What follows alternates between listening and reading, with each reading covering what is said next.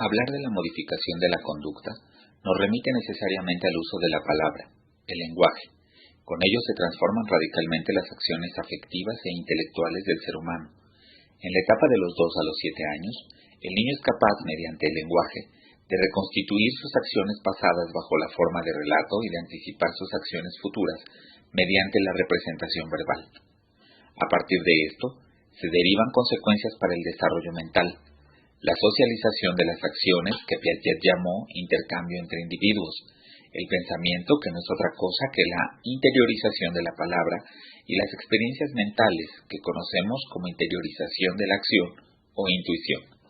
Desde el punto de vista afectivo, también se tienen consecuencias, ya que se comienza con el desarrollo de sentimientos interindividuales, que son sentimientos como el respeto, la simpatía y la antipatía, y de una afectividad interior.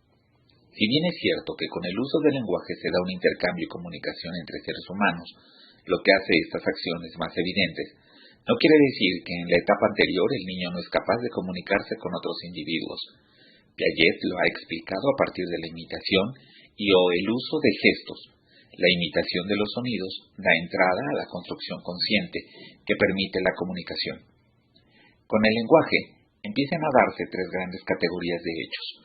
Los hechos de subordinación se manifiestan desde la etapa anterior, cuando principalmente los padres y los demás adultos se presentan como seres grandes y fuertes, pero con el lenguaje se exteriorizan los pensamientos de esos seres que ya admiraba y se convierte en un modelo a seguir, al que intenta copiar o igualar, e incluso al margen de estos núcleos concretos de obediencia, también se desarrolla toda una sumisión inconsciente, intelectual o afectiva, debida a la coacción espiritual ejercida por el adulto. Con los hechos de intercambio, el niño puede hacer relatos de sucesos pasados, en lo que pone en juego la memoria, la reflexión, la creencia y el pensamiento interior y exterior recogido de la intercomunicación que ha tenido con otros niños y con otros adultos. Es un hecho que los niños entre los 2 y los 7 años aún no saben comunicarse totalmente, ni manifestar sus puntos de vista a los demás. En esta etapa su lenguaje es incipiente y se encuentra relacionado con sus experiencias materiales. Apenas llegados a los 7 años, comienzan a discutir entre sí y se limitan a confrontar afirmaciones contrarias. Es muy enriquecedor entender este hecho en la práctica docente en los centros educativos de primera infancia, como los jardines de niños, las estancias infantiles o el kindergarten. Observar niños en un monólogo colectivo, donde cada uno expresa sus pensamientos tratando a duras penas, situarse en el punto de vista de aquel que ignora de lo que se trata. Observarlos alrededor de una mesa, cada quien con su conversación, implica entender que están aprendiendo a usar el lenguaje como un recurso para dar a entender lo que saben, pero mientras, inevitablemente caerán en hacerlo para sí mismos. Estas acciones posibilitan entender que el niño no solo habla para los demás, sino para sí mismo. Si bien Piaget no usa un nombre específico para el hecho del lenguaje pronunciado en voz alta por los niños entre los 2 y los 7 años, me referiré a esta acción como soliloquio en voz alta. Los niños, en esta etapa, tienen conversaciones consigo mismos. Hablan. Lo he mencionado con algunos colegas docentes como que tienen conectado el cerebro con la boca, o sea, exteriorizan lo que piensan, no pueden quedarse callados, y esto es uno de los hechos que más hemos analizado con las profesoras de preescolar y de los primeros años de la educación primaria, ya que el sistema educativo en estos niveles ajusta el comportamiento a quedarse callado y castiga el hecho de no hacerlo. Sin embargo, en la formación docente parecería que se ha perdido la teoría piagetana y no logra entenderse que el niño está viviendo una etapa de su desarrollo que no es posible pasar por alto en aras de la disciplina y por el silencio en las aulas. El punto de partida del pensamiento es el lenguaje, cuando éste permite exteriorizar lo que la mente está reconstituyendo del pasado. Ya había dicho que en este hecho se recuperan también la memoria, la reflexión y la creencia, ya que se recuerdan acciones pasadas u objetos ausentes, con la finalidad de predecir acciones que sucederán en el futuro, y no porque puedan llevarse a cabo, sino solo porque pueden quedarse en la palabra.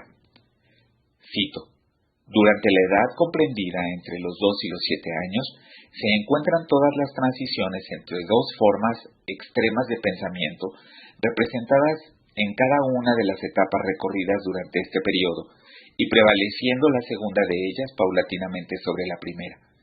Esta primera forma es la del pensamiento por incorporación o asimilación puras, de las que el egocentrismo excluye, por consiguiente, toda objetividad. La segunda de estas formas es la del pensamiento adaptado a los demás y a lo real, que preludia de esta forma el pensamiento lógico. Entre las dos se halla la inmensa mayoría de los actos del pensamiento infantil, oscilando entre direcciones contrarias. Fin de la cita. Resalta la importancia del juego en esta etapa, en la que el niño recupera hechos del pasado y los pone de manifiesto mediante la manipulación de objetos, como los muñecos. Mediante el juego, el niño rehace su propia vida. Se puede observar a niños que replican y reviven peleas, sentimientos, conflictos que han vivido u observado con otros niños o con los adultos, y es en el juego donde dan solución a acciones que en la realidad no han podido hacerlo, pero que en la ficción les es permitido. El análisis de la forma con que el niño plantea sus preguntas pone totalmente de evidencia el carácter aún egocéntrico de su pensamiento.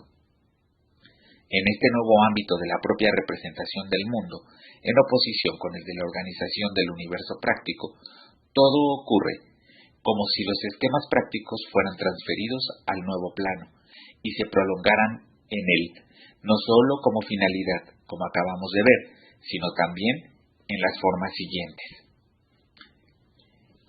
El animismo es la tendencia a concebir las cosas como si estuvieran vivas y dotadas de intenciones. Está vivo, al principio, todo objeto que ejerce una actividad, referida esencialmente a una utilidad humana: la lámpara encendida, el horno que calienta, la luna que ilumina, etc. El finalismo. Cada cosa tiene una función y una finalidad, y justifica su existencia y sus características. Por ejemplo, pensar que las nubes se desplazan porque tienen que ir a llover a otro lado. El artificialismo. Creencia de que las cosas han sido construidas por el hombre o por una actividad divina, actuando según una pauta de fabricación humana.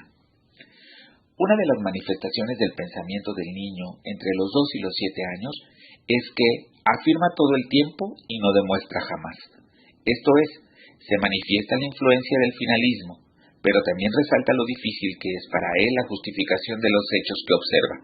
En esta etapa el niño es capaz de definir los conceptos que usa y solo los señala a partir de su utilización. Hasta los 7 años, el niño sigue siendo prelógico y suple la lógica por el mecanismo de la intuición, simple interiorización de las percepciones y los movimientos, bajo la forma de imágenes representativas y de experiencias mentales que prolongan de este modo los esquemas sensorio-motrices sin coordinación propiamente racional. Por último, la intuición primaria no es, por tanto, más que un esquema sensorio-motor transpuesto en acto de pensamiento, y este pensamiento hereda naturalmente sus caracteres, pero estos últimos constituyen una adquisición positiva, y bastará con prolongar esta acción interiorizada en el sentido de la movilidad reversible para transformarla en operación. La intuición articulada avanza efectivamente en esta dirección, mientras que la intuición primaria no es más que una acción global de intuición articulada. La supera en la doble dirección de una anticipación de las consecuencias de esta acción y de una reconstitución de los estados anteriores.